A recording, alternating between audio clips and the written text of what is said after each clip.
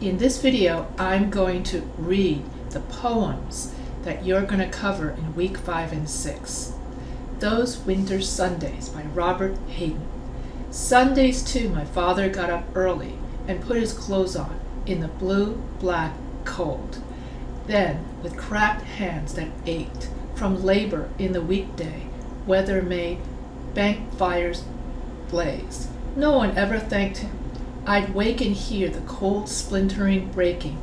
When the rooms were warm, he'd call, and slowly I would rise and dress, fearing the chronic angers of that house. Speaking indifferently to him, who had driven out the cold and polished my good shoes as well. What did I know? What did I know of love's austere and lonely offices?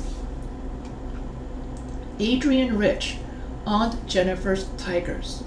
Aunt Jennifer's tigers prance across a screen, bright topaz denizens of a world of green. They do not hear the men beneath the tree. They pace in sleek, chivalric certainty. Aunt Jennifer's finger, fluttering through her wool, find even the ivory needle hard to pull. The massive weight of Uncle's wedding band sits heavily upon Aunt Jennifer's hand. When Aunt is dead, her terrified hands will lie, still ringed with ordeals she was mastered by. The tigers in the panel that she made will go on prancing, proud, and unafraid. The Lake Isle of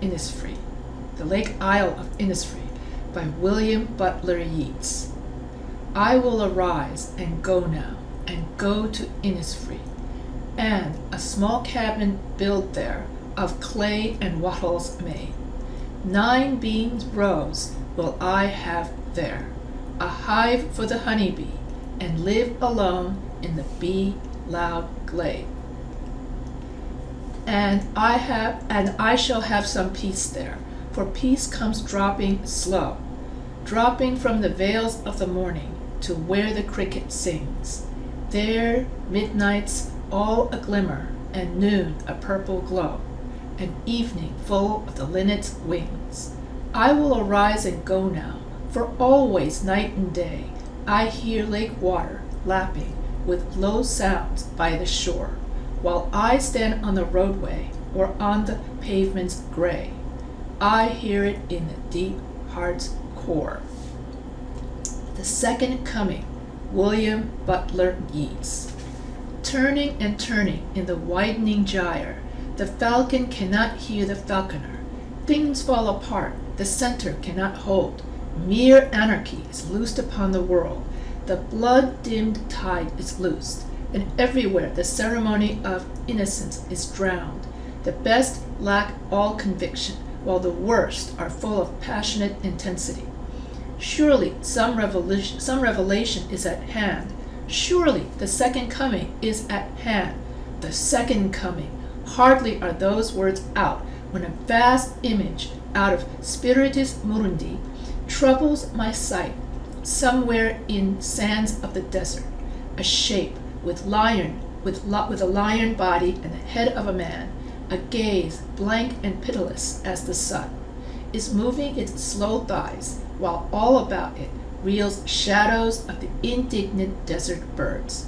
The darkness drops again, but now I know that 20 centuries of stony sleep were vexed to nightmare by a rocking cradle, and what rough beast, its hour come round at last, slouches toward Bethlehem to be born. Out, Out by Robert Frost. The buzz saw and rattled in the yard, and made dust and dropped stove-length sticks of wood, sweet-scented stuff, when the breeze drew across it, and from those that lifted eyes could count. 5 mountain ranges, one behind the other, under the sunset far into Vermont, and the saw gnarled, rattled, gnarled, and rattled, and as it ran light, or had to bear a load, and nothing happened, day was all but done. Call it a day. I wish they might have said to please the boy by giving him the half hour that a boy counts so much when saved from work.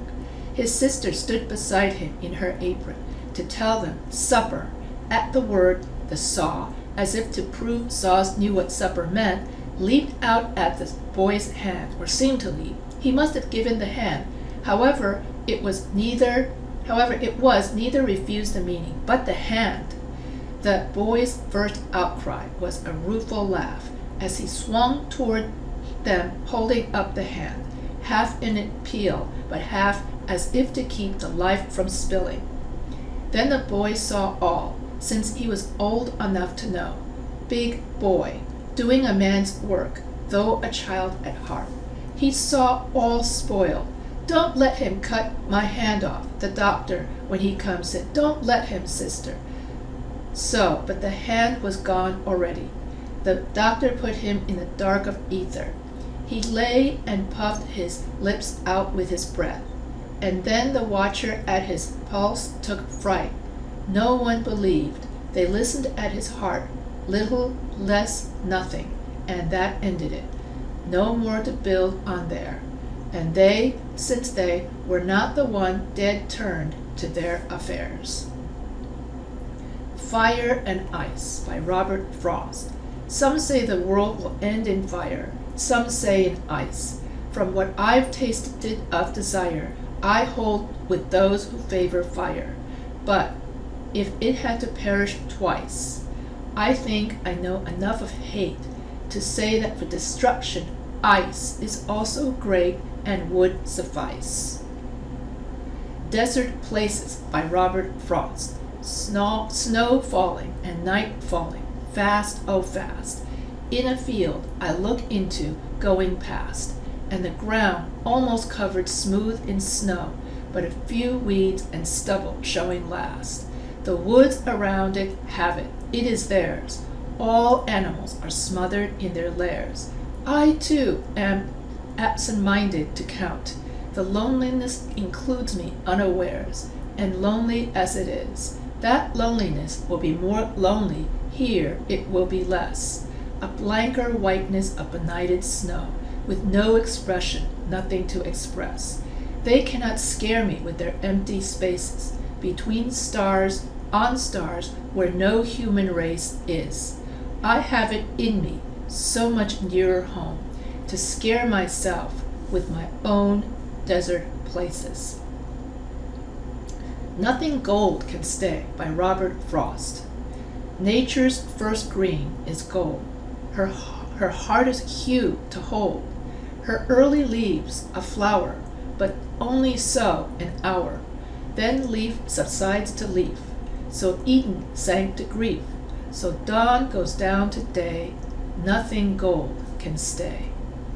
My Papa's Waltz by Theodore Roethke. The whiskey on your breath could make a small boy dizzy, but I hung on like death. Such waltzing was not easy. We romped until the pans slid from the kitchen shelf. My mother's countenance could not unfrown itself. The hand that held my wrist was battered on one knee. At every step you missed, my right ear scraped a buckle. You beat time on my head with a palm caked hard by dirt, then waltzed me off to bed, still clinging to your shirt. For My Daughter by Walden Keyes. Looking into my daughter's eyes, I read, beneath the innocence of morning flesh, concealed hintings of death she did not heed. Coldest of winds have blown this hair, and mesh of seaweed snarled these miniature of hands. The night's slow poison, tolerant and bland, has moved her blood. Parched years that I have seen, that may be hers, appear. Foul, lingering death, in certain war, the slim legs green. Or fed on hate, she relishes the sting of others' agony, perhaps the cruel bride of a fool. These speculations sour in the sun. I have no daughter, I desire none. Ask Me by William Stafford. Sometime when the river is ice, ask me. Mistakes I have made. Ask me whether what I have done is my life. Others have come in their slow way into my thought, and some have tried to help or to hurt. Ask me what difference their strongest love or hate has made. I will listen to what you say. You and I can turn and look at the silent river and wait. We know the current is there, hidden, and there are comings and goings from miles away that hold the stillness exactly before us. What the river says, that is what I say. White Lies by Natasha Trethewey. The lies I could tell when I was growing up, light bright, near white, high yellow, red bone in a black place, were just white lies. I could easily tell the white folks that we lived uptown, not in that pink and green shanty-fled shotgun section along the tracks. I could act like my homemade dresses came straight out of the window of Maison Blanche. I could even keep quiet as kept, like the time a white girl said, squeezing my hand, "Now we have 3 of us in this class." But I paid for it every time. Mama found out. She laid her hands on me, then washed out my mouth with ivory soap. "This is to purify," she said, "and cleanse your lying tongue." Believing her, I swallowed suds, thinking they'd work from the inside out. Theme for English B by Langston Hughes. The instructor said, "Go home and write a page tonight, and let that page come out of you. Then it will be true." I wonder if it's that simple. I am 22, colored, born in Winston-Salem. I went to school there, then Durham, then here to this college on the hill above Harlem. I am the only colored student in my class. The steps from the hill lead down into Harlem, through a park. Then I cross St. Nicholas, 8th Avenue, 7th, and I come to the Y, the Harlem Branch Y, where I take the elevator up to my room, sit down, and write this page. It's not easy to know what is true for you or me, at 22, my age, but I guess I'm about what I feel and see and hear. Harlem, I hear you. Hear you, hear me, we too, you, me, talk on this page. I hear New York too. Me, who? Well, I'd like to eat, sleep, drink, and be in love. I'd like to work, read, learn, and understand life. I like a pipe for a Christmas present or records, Bessie Bop or Bach. I guess being colored doesn't make me not like the same things other folks like who are other races. So will my page be colored that I write? Being me, it will not be white, but it will be a part of you, instructor. You are white. Yet a part of me, as I am a part of you. That's American. Sometimes perhaps you don't want to be a part of me, nor do I often want to be a part of you, but we are. That's true. As I learn from you, I guess you learn from me. Although you're older and white and somewhat more free. This is my page for English B. I Too by Langston Hughes. I too sing America. I am the darker brother. They send me to eat in the kitchen when company comes, but I laugh and eat well and grow strong. Tomorrow I'll be at the table when company comes. Nobody'll dare say to me, "Eat in the kitchen then." Besides, they'll see how beautiful I am and be ashamed. I, too, am America. Rite of Passage by Sharon Olds. As the guests arrive at our son's party, they gather in the living room, short men in first grade, with smooth jaws and chins. Hands in pockets, they stand around, jostling, jockeying for place, small fights breaking out and calming. One says to another, "How old are you?" 6. "I'm 7. So?" They eye each other, seeing themselves tiny in the other's pupils. They clear their throats a lot. A room full of small bankers. They fold their arms and frown. "I could beat you up." 7, a 7 says to a 6. The midnight cake, round and heavy as a turret behind them on the table. My son, freckles like specks of nutmeg on his cheeks, chest narrow as the balsa keel of a model boat, long hands cool and thin as the day they guided him out of me, speaks up as a host for the sake of the group. We could easily kill a 2-year-old, he says in his clear voice. The other men agree. They clear their throats like generals. They relax and get down to playing war, celebrating my son's life. Oh No, by Robert Creeley. If you wander far enough, you will come to it. And when you get there, they will give you a place to sit for yourself, only in a nice chair, and all your friends will be there, with smiles on their faces, and they will likewise all have places. Deliberate by Amy Uematsu. So by 16, we move in packs, learn to strut and slide in deliberate low-down rhythm, talk in a syncopated beat, because we want so bad to be cool, never to be mistaken for white, even when we leave these rowdier LA streets. Remember how we paint our eyes like gangsters, flash our legs in nylons, sassy black high heels or 2-inch zippered boots, stack them by the door at night next to Daddy's muddy gardening shoes. Dulce et Decorum Est by Wilfred Owen. Bent double like old beggars under sacks, knock-knee, coughing like hacks, we cursed through sludge, till on the haunting flares we turned our backs, and toward our distant rest began to trudge. Men marched asleep. Many had lost their boots, but limped on, bloodshot. All went lame, all blind, drunk with fatigue, deaf even to the hoots of gas shells dropping softly behind. Gas, gas, quick, boys! An ecstasy of fumbling, fitting the clumsy helmets just in time. But someone still was yelling out and stumbling, and floundering like a man in fire or lime. Dim, through the misty panes and thick green light, as under a green sea, I saw him drowning. In all my dreams, before my helpless sight, he plunges at me, guttering, choking, drowning.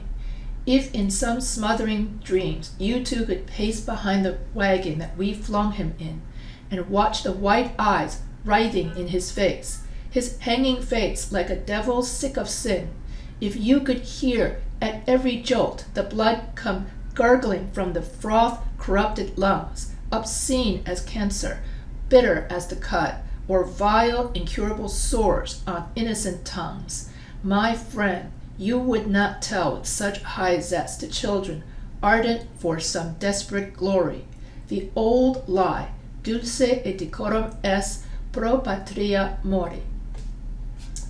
Bread by Sam Manusha. Before long, the end of the beginning begins to bend.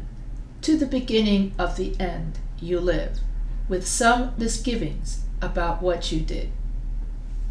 Grass by Carl Sandburg. Pile the bodies high at Austerlitz and Waterloo. Shovel them under and let me work. I am the grass. I cover all. Pile them high at Gettysburg, and pile them high at Ypres and Verdun. Shovel them under and let me work. 2 years, 10 years, and passengers ask the conductor, "What place is this? Where are we now?" I am the grass. Let me work. Fog by Carl Sandburg. The fog comes on little cat feet. It sits looking over harbor and city on silent haunches and then moves on. Lonely Hearts by Wendy Cope. Can someone make my simple wish come true? Male biker seeks female for touring fun. Do you live in North London? Is it you? Gay vegetarian whose friends are few. I'm into music, Shakespeare, and the sun. Can someone make my simple wish come true? Executive in search of something new. perhaps bisexual woman, arty, young. Do you live in North London? Is it you? Successful, straight, and solvent? I am too. Always attractive Jewish lady with a son. Can someone make my simple wish come true? I'm Libran, inexperienced and blue. Need, slim non-smoker, under 21. Do you live in North London? Is it you? Please write with photo to box 152. Who knows where it may lead once we've begun? Can someone make my simple wish come true? Do you live in North London? Is it you? The Facebook Sonnet by Sherman Alexie. Welcome to the endless high school reunion. Welcome to past friends and lovers, however kind or cruel. Let's undervalue and unmend the present. Why can't we pretend every stage of life is the same? Let's exhume, resume, and extend childhood. Let's play all the games that occupy the young. Let fame and shame intertwine. Let one's search for God become public domain. Let church.com become our church. Let's sign in, and confess here at the altar of loneliness. Disillusionment of 10 o'clock by Wallace Stevens.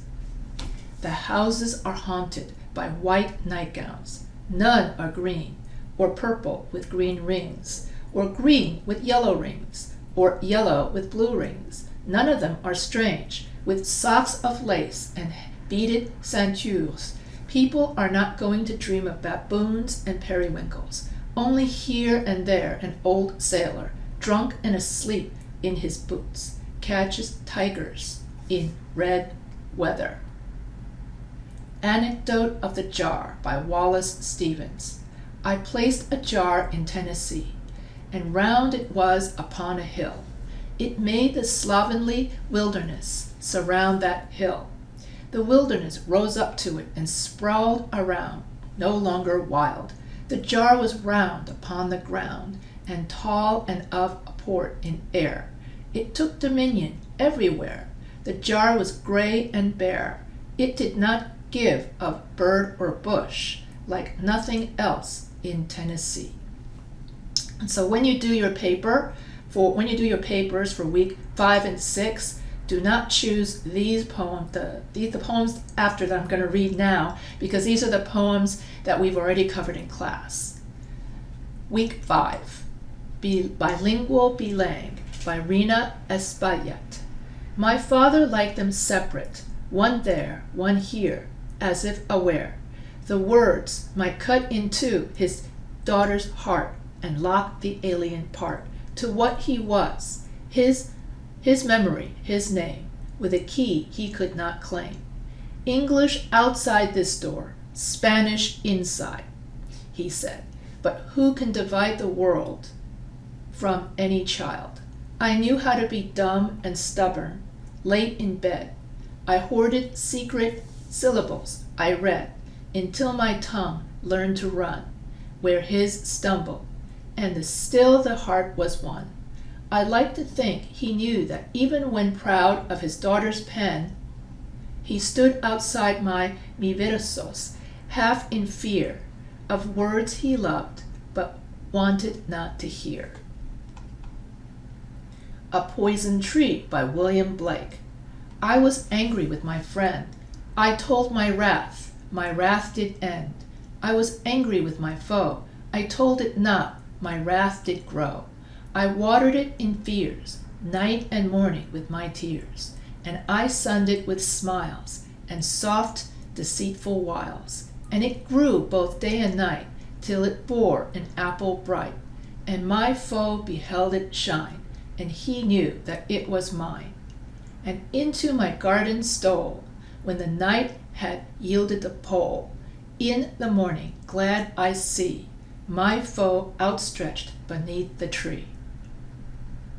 Godmother by Dorothy Parker. The day that I was christened, it's 100 years and more, a hag came and listened at the white church door. And hearing her that bore me, and all my kith and kin, considerably for me, renouncing sin, while some gave me corals, and some gave me gold, and porringers with morals, agreeably scrolled, the hag stood, buckled in a dim grey cloak, stood there and chuckled, spat and spoke. There's few enough in life who'll be needing my help, but I've got a trifle for your fine young whelp. I give her sadness and the gift of pain, the new moon madness and the love of rain, and the little good to love me in their holy, and the little good to laugh me in their holy silver bowl. After what she gave me, rest her soul. Harlem by Langston Hughes. What happens to a dream deferred? Does it dry up like a raisin in the sun, or fester like a sore and then run? Does it stink like rotten meat, or crust and sugar over like syrupy sweet? Maybe it just sags like a heavy load. My Last Duchess by Robert Browning. That's my last Duchess painted on the wall, looking as if she were alive. I call that piece a wonder. Now Frau Bondoff's hands work busily a day, and there she stands. Wilt please you sit and look at her, I said. Frau Pandolf by design, for never read strangers like you that pictured countenance, the depth and passion of its earnest glance.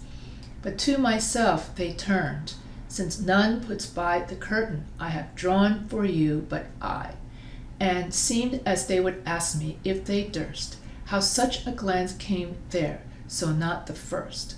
Are you to turn and ask thus? Sir, 'twas not her husband's presence only called that spot of joy into the Duchess' cheek. Perhaps Frau Pandolf chanced to say, her mantle laps over my lady's wrist too much, or paint must never hope to reproduce the faint half flush that dies along her throat. Such stuff was courtesy, she thought, and cause enough for calling up that spot of joy she had. A heart, how shall I say, too soon made glad, too easily impressed. She liked whatever she looked on, and her looks went everywhere. Sir, 'twas all one. My favor at her breast, the dropping of the daylight in the west, the bough of cherries some officious fool broke in the orchard for her, the white mule she rode with around the terrace, all and each would draw from her alike the approving speech, or blush at least she thanked men, good, but thanked, somehow, I know not how, as if she ranked my gift of a 900-year-old name with anybody's gift. Who would stoop to blame this sort of trifling, even had you skill in speech, which I have not, to make your will quite clear to such an one and say, just this or that in you disgusts me. Here you miss, or there exceed the mark. And if you let herself be lessened, or so, nor plainly set, her wits to yours forsooth and made excuse, even then would be some stooping, and I choose never to stoop. Oh, sir, she smiled, no doubt, whenever I passed her, but who passed without that same smile? This grew. I gave commands. Then all smiles stopped together. There she stands as if alive. Wilt please you rise? We'll meet the company below then, I repeat. The Count, your master's known munificence, is ample warrant that no such pretense of mine for dowry will be disallowed. Though his fair daughter's self, as I avowed, at starting is my object. Nay, we'll go together down, sir. Notice Neptune, though, taming a seahorse, though a rarity, which claws of Innsbruck cast in bronze for me. Jabberwocky. So we're going to be studying these poems of sound in week 6. Jabberwocky by Lewis Carroll.